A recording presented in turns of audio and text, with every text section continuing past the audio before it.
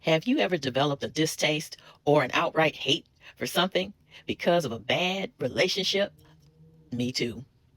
I used to love Corvettes. Corvettes actually used to be my favorite car.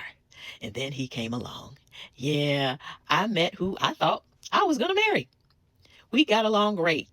We laughed at the same things. We were interested in a lot of the same stuff.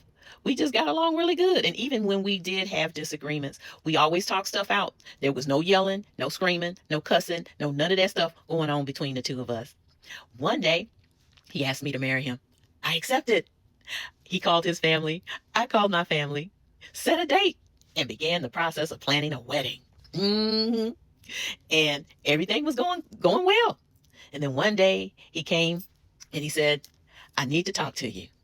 And we got in that Corvette. Yeah, he had a Corvette. And I thought when I got married to him, I was going to be able to drive it. But anywho, we got in that Corvette. And he took me to a parking lot. And I was like, okay, well, why are we in this parking lot? And he proceeds to tell me that he was married. There were some circumstances that were going on that I did verify, but I won't go into that in this video. But the end of the day, he was married. He wasn't free to marry me. He was already married. And then that's when things began to fall apart and get really sketchy.